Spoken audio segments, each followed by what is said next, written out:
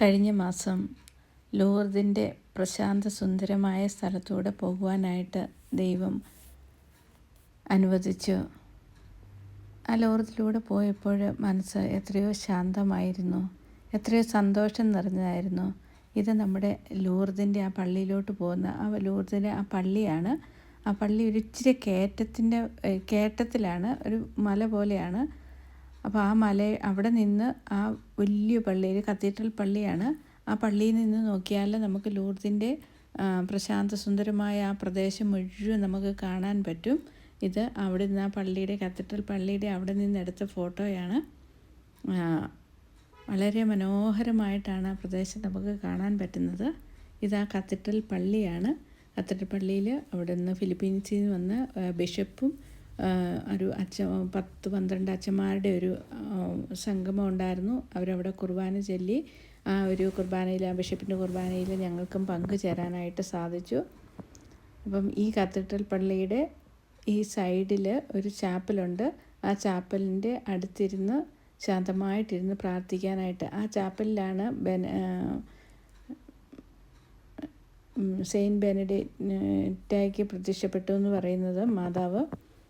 പിന്നെ അതുപോലെ തന്നെ ഇവിടെ നിന്ന് നോക്കിയാൽ നമുക്ക് ഗ്രോട്ടോ കാണാം. ആൾക്കാർ ആ ഗ്രോട്ടോയുടെ അടുത്ത് വന്ന് പ്രാർത്ഥിച്ച് മാതാവ് പ്രത്യക്ഷപ്പെട്ട ആ ഗ്രോട്ടോയാണ് ഇവിടെ നിന്ന് നോക്കിയാൽ. ഇതെല്ലാം ആ ചുറ്റുപാടും, അതിൻ്റെ ലൂർദിൻ്റെ ചുറ്റുപാടുമുള്ള ഭംഗിയാണ് ഈ കാണുന്നത്. ഈ ലൂർദിലെ ആ പള്ളി, ഇത് ആ ഒരു പള്ളിയാണ്. ആ ലൂർദിൻ്റെ ഗ്രോട്ടോയുടെ അങ്ങോട്ട് പോകുന്ന അവിടെ 2-3 പള്ളിയുണ്ട്. ഒന്ന് കത്തീഡ്രൽ പള്ളിയുണ്ട്, അല്ലാതെ ലൂർദ് പള്ളിയുണ്ട്. അത് ലൂർദിൻ്റെ ആ ഗ്രോട്ടോയുടെ അതിലേക്കൂടി ഒഴുകുന്ന ശാന്തമായ ആ പുഴയാണ്.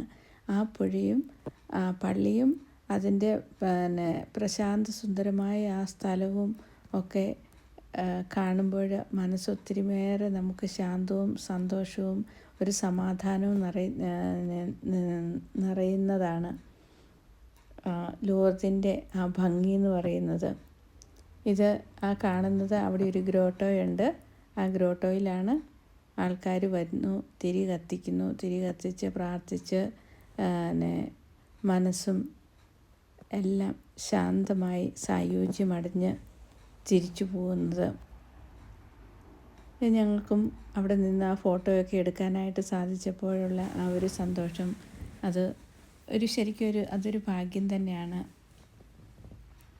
ഇത് ലൂർദ് മാതാവിൻ്റെ ഗ്രോട്ടോയുടെ അങ്ങോട്ട് പോകുന്ന ആ ഒരു പള്ളിയും അതിൻ്റെ ചുറ്റുപാടുകളും, വളരെ ഭംഗിയിൽ അറേഞ്ച് ചെയ്തിരിക്കുന്ന മരങ്ങളും, വളരെ നീറ്റും, ആൾക്കാർ വന്നും പോയി എല്ലാം നിൽക്കുന്നുണ്ട്. ഞങ്ങളന്ന് ചെന്ന് ഇച്ചിരി മഴയായിരുന്നു. മഴയാണെങ്കിൽ പോലും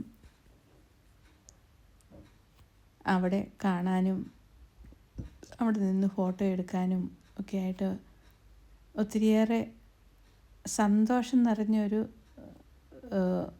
നിമിഷമായിരുന്നു. ഇത് ആ പള്ളിയുടെ ആ ഒരു പണിയാണ്, ആ കത്തീഡ്രൽ പള്ളിയുടെ പണിയാണ്.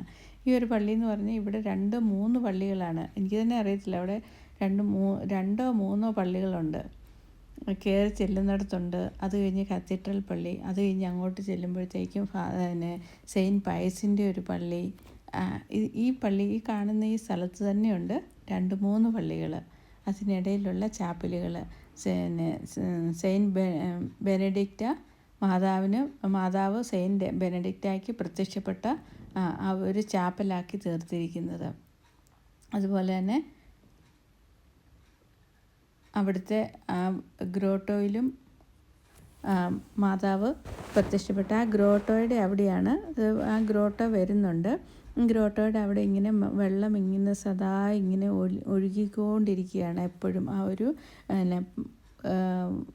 കല്ലിൻ്റെ പാറയുടെ ഇടയ്ക്ക് നിന്ന് വെള്ളം എപ്പോഴും ഇങ്ങനെ, ആ വെള്ളം ആണ് സെയിൻറ്റ് ബെനഡിക്റ്റായുടെ മാതാവ് പറഞ്ഞത്, നീ അവിടെ കൈ കൊണ്ട് മണ്ണ് മാന്താൻ പറഞ്ഞത്. അങ്ങനെ മണ്ണ് മാന്തിയപ്പോൾ അവിടെ ഉറവ പൊട്ടി വന്നു.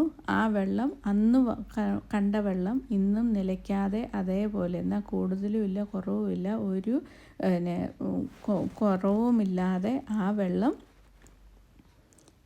സദാ 24 അവേഴ്സ്, അതായത് അന്ന് തൊട്ട് ഇന്ന് വരെ ഒഴുകിക്കൊണ്ടിരിക്കുന്നു. ആ വെള്ളത്തിൽ നിന്നാണ് ഇതാണ് ആ ഗ്രോട്ടോ.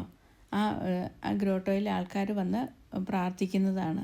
എത്ര മനോഹരമാണെന്ന് നോക്കിക്കുക. ആ ഒരു പുഴയും ഗ്രോട്ട്, ആ സൈഡിൽ കൂടെ ഒഴുകുന്ന ആ പുഴ, ശാന്തമായിട്ട് ഒഴുകുന്ന ആ ഒരു പുഴ, അതിൻ്റെ സൈഡിലാണ് ആ ഗ്രോട്ടോ. ഇവിടെ കുർബാന നടക്കുന്നുണ്ട്. പല ഭാഷകളിൽ പല സമയത്ത് ഓരോരുത്തർ വന്ന് കുർബാന ചെല്ലുന്നുണ്ട്. ഞങ്ങൾക്ക് അവിടെ അന്ന് തമിഴ് മാസ് കൂടാനായിട്ട് പറ്റിയായിരുന്നു. അപ്പോൾ ആ തമിഴ് മാസിൻ്റെ ആൾക്കാരാണ് കാണുന്നത്. ഞങ്ങളും ആ തമിഴ് മാസിൽ പങ്കുചേർന്നു. അവിടെ ഒരു വലിയ പാറയാണ്. ആ പാറയുടെ ഇടയിലാണ് ആ പാറയുടെ മണ്ടയ്ക്കാണ് മാതാവ് പ്രത്യക്ഷപ്പെട്ടതെന്നാണ്. അപ്പോൾ മാതാവിൻ്റെ അവിടെ ഒരു സ്റ്റാച്യു വെച്ചിട്ടുണ്ട്. അതിൻ്റെ തൊട്ട് താഴെ വെള്ളം ഇങ്ങനെ ഒഴുകിക്കൊണ്ടിരിക്കുക. ആ വെള്ളമാണ് ലൂർദ് മാതാവിൻ്റെ ആ വെള്ളം കുളിക്കാനും കുടിക്കാനും ഒക്കെ ആയിട്ട് അവിടെ അവർ ആക്കി വെച്ചിട്ടുണ്ട്, സജ്ജീകരണങ്ങളാക്കി വെച്ചിട്ടുണ്ട്. ആ വെള്ളത്തിൽ കുളിക്കുന്നവർക്ക് രോഗശാന്തി ലഭിക്കുന്നു എന്ന് സാക്ഷ്യപ്പെടുത്തിയവരുണ്ട്. അതുപോലെ തന്നെ കുടിക്കാനും ഒക്കെ ആയിട്ട് ആ വെള്ളമാണ് ഹോളി വാട്ടറായിട്ട് നമ്മളെല്ലാവരും ആൾക്കാർ കന്നാസ് കൊണ്ടും ഒക്കെ വന്നിട്ട് എടുത്തുകൊണ്ട് പോവുകയാണ് ഹോളി വാട്ടർ. മാതാവ് അന്ന് കാണിച്ചു കൊടുത്ത ആ ഒരു വെള്ളം ഇതാണ് ഈ ഗ്രോട്ടയാണ്. അച്ഛൻ അവിടെ കുർബാന ചെല്ലുന്നത് നമുക്ക് കാണാം. ആ അതിൻ്റെ ആ ടേബിളിൻ്റെ ബാക്കിലാണ് ആ വെള്ളം ഒഴുകിക്കൊണ്ടിരിക്കുന്നത്. ഈ ഗ്രോട്ടോയുടെ ഈ അൾത്താരയുടെ ബാക്കിൽ അവിടെയെല്ലാം ഞങ്ങൾ പോയി കാണുകയും അവിടുന്ന് വെള്ളം വരികയും അതുപോലെ തന്നെ ഈ പാറയുടെ ഇടയ്ക്കൂടെയൊക്കെ ഇങ്ങനെ വെള്ളം ഇങ്ങനെ ഒഴുകുന്നുണ്ട്. ആൾക്കാരെല്ലാം അവിടെ തൊട്ട് എല്ലാവരുടെയും ആ ഒരു വിശ്വാസവും ആ ഒരു ഭക്തിയും ഒക്കെ കാണണം. അവിടെ വന്ന് മാതാവിൻ്റെ സാന്നിധ്യം, എല്ലാവർക്കും അവരുടെ ഒരു സാന്നിധ്യം അവർക്ക് കിട്ടുന്നതായിട്ട് നമുക്ക് തന്നെ ഫീൽ ചെയ്യുന്നുണ്ട് അവിടെ വരുന്ന ആൾക്കാർക്ക്. ഞാനൊരു ഫാമിലിയെ കണ്ടു. ഒരു ശ്രീലങ്കൻ ഫാമിലിയാണ്. അവർ പറയുന്നു അവർ ലണ്ടനിൽ നിന്ന് ലൂർദിൽ പോകുന്ന എല്ലാ വർഷവും അവർ 20 വർഷമായിട്ട് എല്ലാ വർഷവും അവർ പിള്ളേരുമായിട്ട് എല്ലാ വർഷവും പോകുമെന്നാണ് അവർ പറയുന്നത്.